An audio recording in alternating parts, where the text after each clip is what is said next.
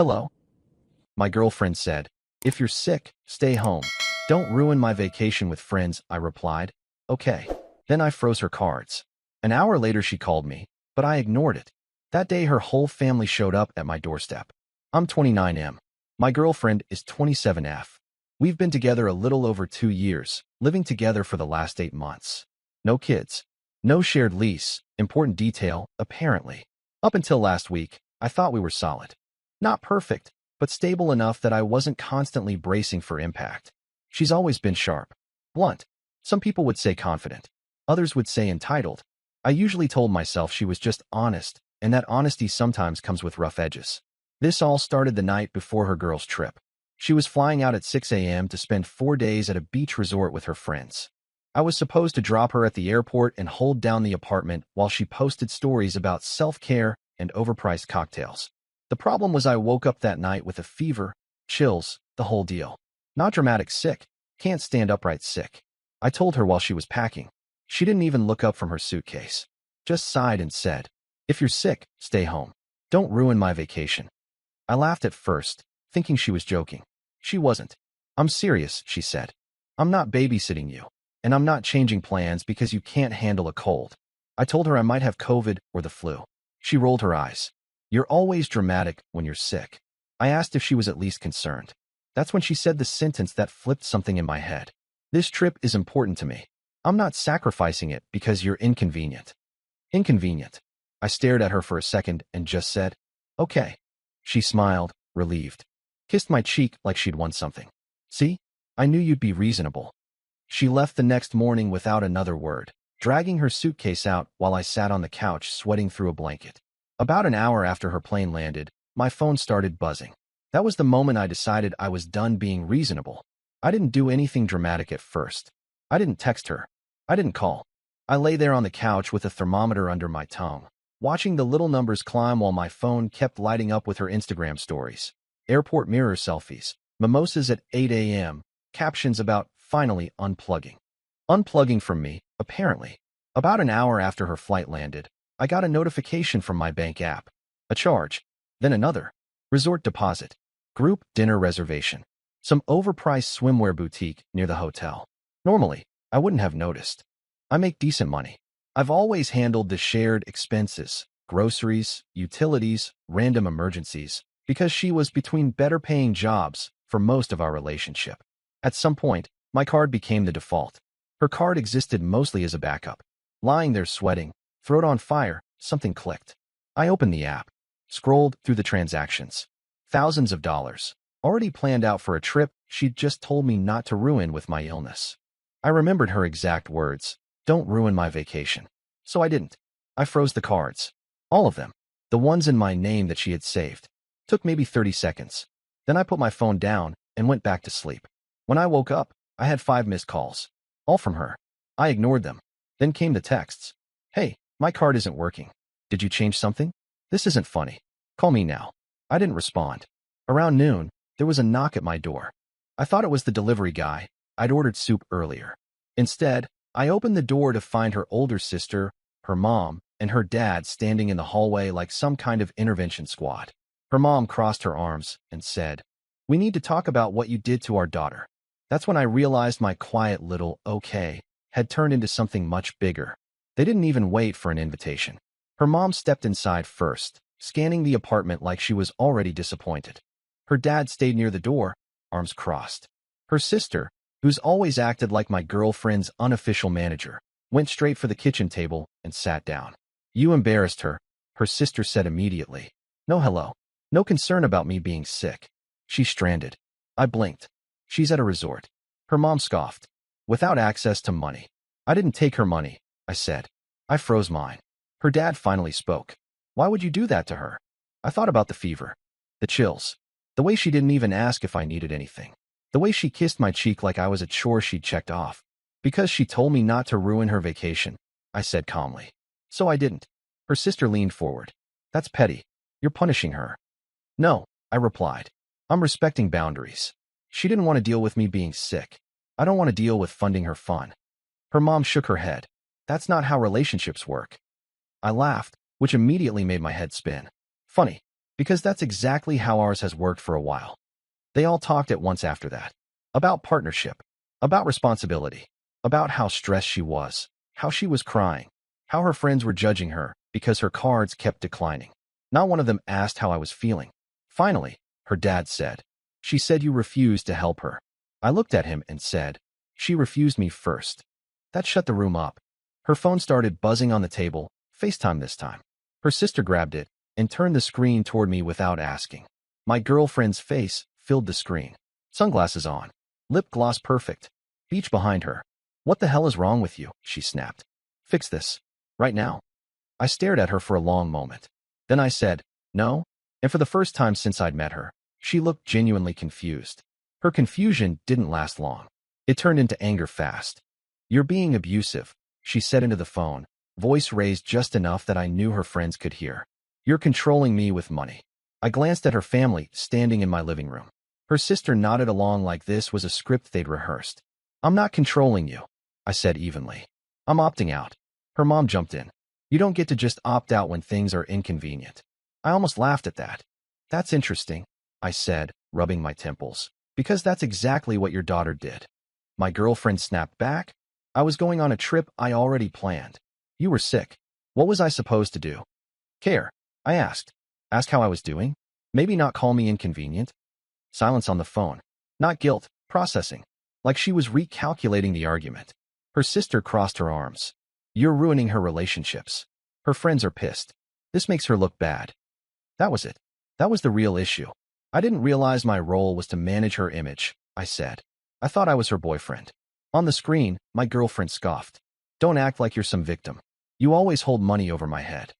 "That's funny," I replied. "Because you've never had a problem spending it." Her dad cleared his throat. "Son, relationships aren't transactional." "Agreed," I said, "which is why I stopped treating this one like a sponsorship." Her face twisted. "So what? You're just abandoning me." I looked at her, really looked. Perfect hair, ocean breeze, not a single sign she'd lost sleep over me being sick. "You abandoned me first," I said quietly. "I'm just catching up." She stared at the screen like she didn't recognize me anymore. Her mom stepped closer, lowering her voice. "You need to unfreeze those cards. Today." I shook my head. "No." "Then what happens?" her sister asked. I shrugged. "She figures it out." Like I did. The call ended abruptly. She hung up. The apartment went quiet. Her family stood there, stunned, not because I was cruel, but because I wasn't folding. That's when her dad said something unexpected. "You sure you want to end things this way?" I swallowed, fever still buzzing in my bones. "I'm not ending it," I said. "I'm just finally done carrying it." And for the first time all day, no one argued back.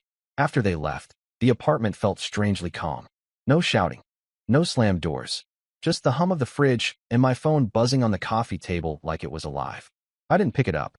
I already knew what it would be. More demands, more outrage, more people telling me how I'd failed her. I took some meds, drank water, and went back to bed. An hour later, the buzzing stopped.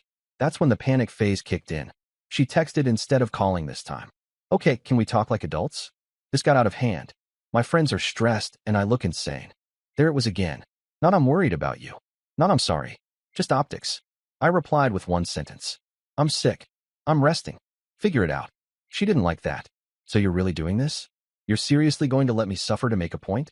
I stared at the screen, fever haze clearing just enough for something cold and sharp to settle in. "You told me not to ruin your vacation," I typed. "I'm respecting that." 3 dots appeared, disappeared, appeared again. "You're being cruel," she wrote. "My friends think you're psycho." I almost laughed. 2 years of covering bills, fixing problems, smoothing her moods. And this was the moment I became the villain. By evening, she was blowing up my phone again. Voice notes this time. Her tone had changed. Less anger, more desperation. "They're all annoyed," she said. "No one wants to cover for me anymore. One of the girls had to pay for dinner, and she's pissed. Just unfreeze the cards and we'll talk when I get back." "We'll talk when I get back." Like this was just a glitch in service. I didn't respond. Instead, I opened my laptop and did something I'd never seriously done before. I listed out everything I paid for.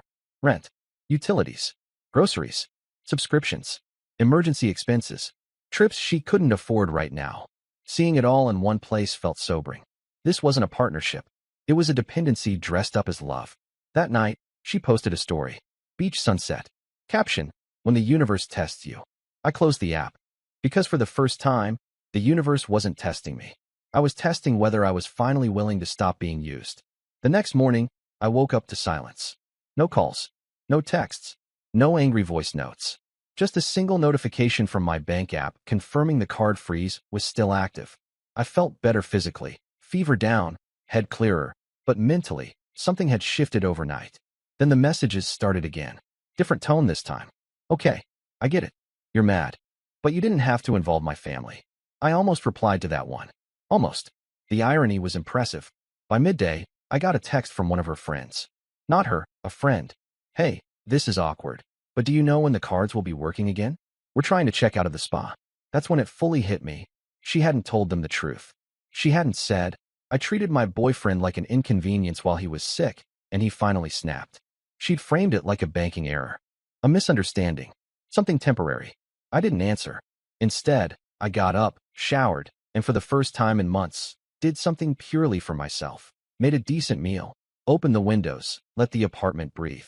I realized how tense I'd been living. Always one minor inconvenience away from her snapping at me. Late afternoon, she finally called again.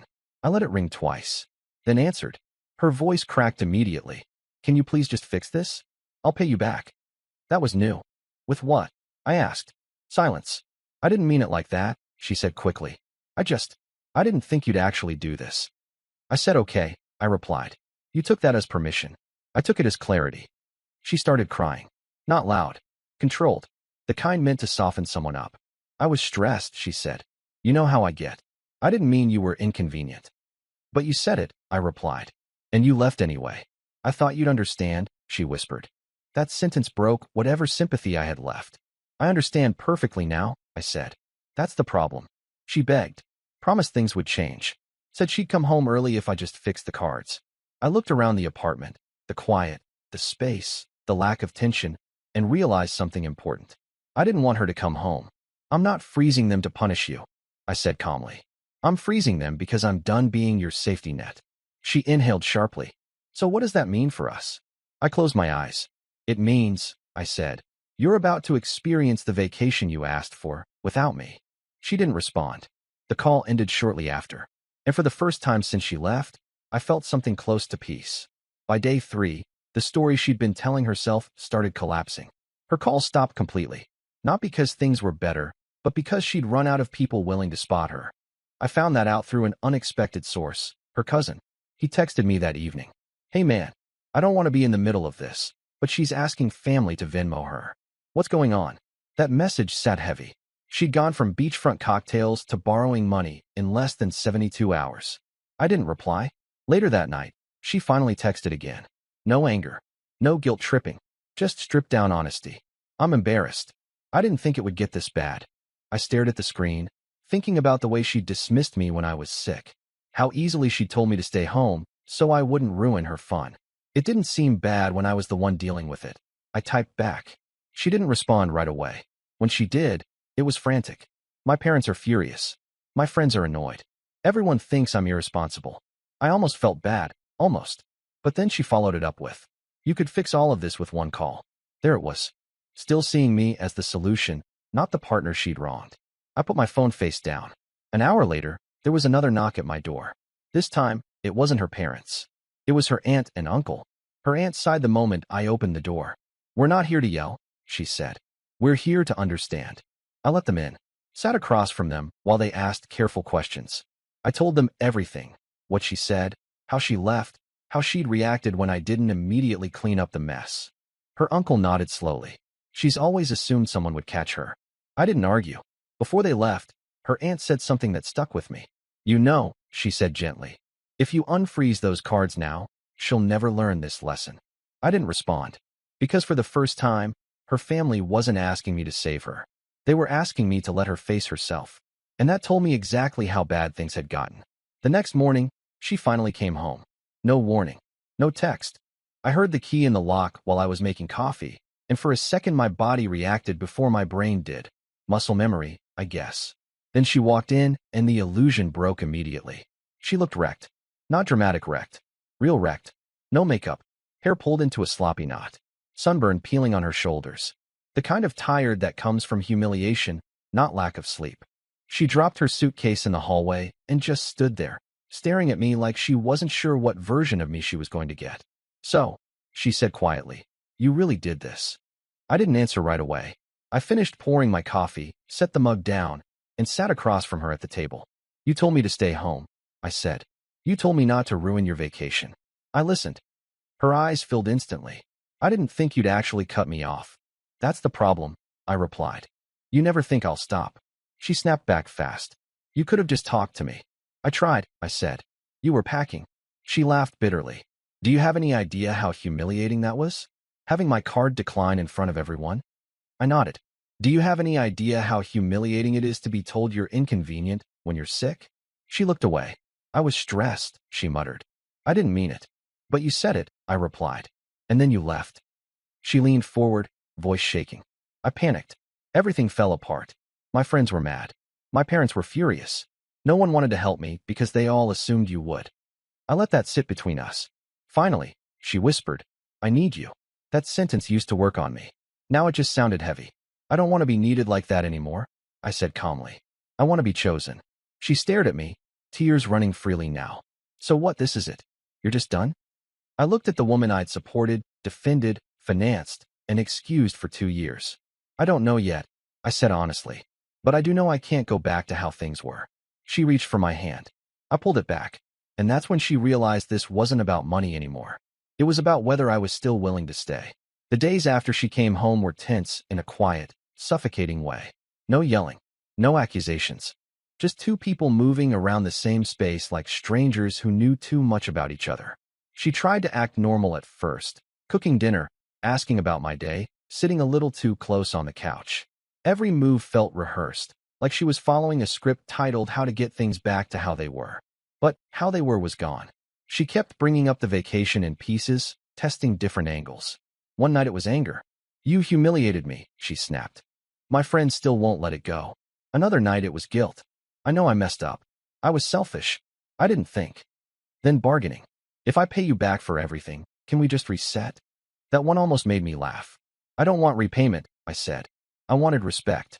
She didn't know what to do with that answer. A few days later, she admitted the rest. How the trip fell apart. How her friends stopped inviting her to things once the money issue came up. How one of them outright told her, "You really messed up with him." She said that part quietly. "I thought dating you meant security," she said one night, staring at the floor. "I didn't realize I was treating you like infrastructure." That word stuck. Infrastructure doesn't get thanked. It just gets noticed when it fails. "I don't want to be the thing that only matters when it's gone," I said. She nodded, crying again. "I'll change." But here's the truth I didn't say out loud yet. Change that comes from fear of consequences doesn't last. I had already started imagining my life without her, not in anger, not in revenge, just in relief. Fewer eggshells, fewer expectations, no more being punished for being human.